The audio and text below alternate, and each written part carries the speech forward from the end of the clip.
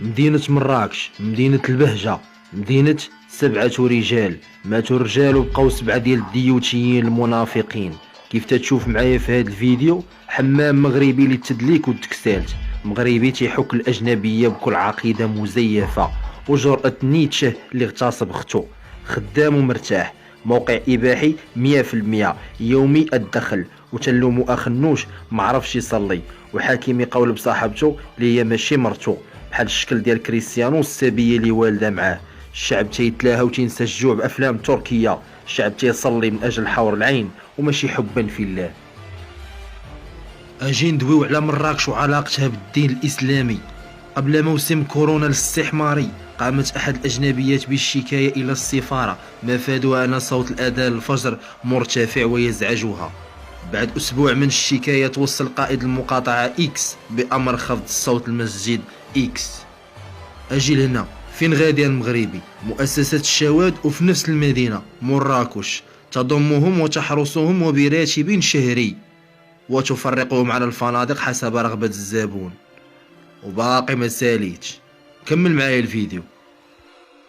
غادي تسول راسك علاش وصلنا لهاد الدرجة ديال الفساد الاخلاقي والخروج عن الدين بصورة كاملة. الاسباب كثيرة ولكن غادي نذكروا بعض الشرارات منها. اولا، ان الامام حفظ القرآن باش يتفك من الكره، وعلماء دين بكل نفاق لا تصافح الفتاة ولكن مرتو ولدها ليه راجل.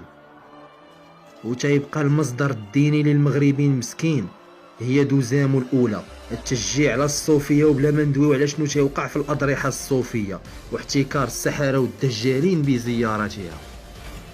كيف تتشوفوا معايا في هذا الفيديو، الادسنس خلى الامهات يساهموا في الدعاره الاعلاميه، المهم هو الشهره والسيرك الروماني.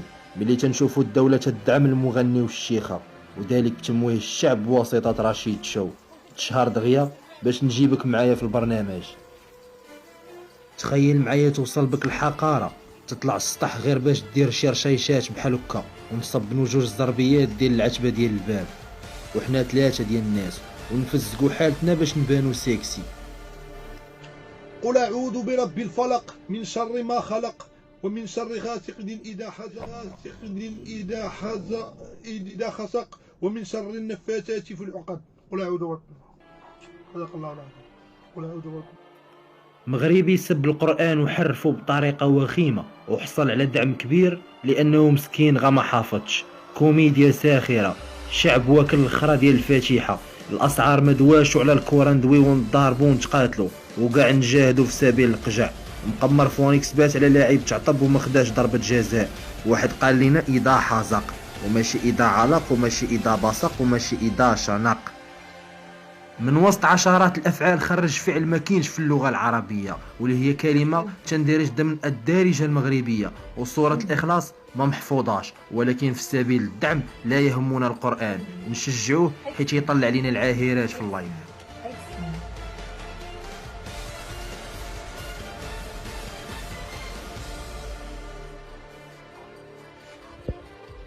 تقدر ما تفهمش المغزى من هذا الفيديو، ولكن هذا الفيديو هو عبارة عن أحد الطرق في تكبير المؤخرات حسب الثقافة المغربية.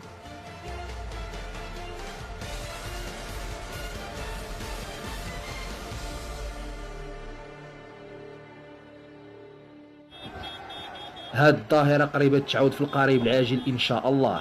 ملي الحولي ولا تيتباع 7 المرات عاد تيوصل عند اللي غادي يذبحو.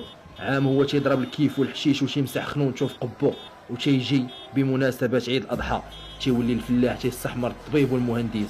خود حولي بمليون، شوف الوقفة راه زوينو بوغوس، مبقاش قربان ولا تمثال ديال بوذا غنشريو وغنتبركو بيه، بحال مول الزغبة اللي جبدا من الزكو قالك حقارة ديال الرسول. تبا انه المغرب يا سادة سرقة أضحية العيد حتى كجملة جات متناقضة، بحال قلتي اغتصبت زوجتي، حتى الدولة عندها يد في هادشي. مخلي لينا النوع ديال زيدني الكيتشوب تيستحمر في الشعب، تيصحاب الملك نبي ولا عنده البركة، تيتسنى يلغي العيد الأضحى. ما خداوش بخاتم الأنبياء وسيد المخلوقات محمد عليه الصلاة والسلام اللي قال لنا بأن أضحية العيد أو عيد الأضحى سنة مؤكدة وماشي فرض، ولكن خاصة يقولها لنا الملك، يذبح واحد ليه وواحد لينا. يا إلهي تمنيت لو كنت حمارا.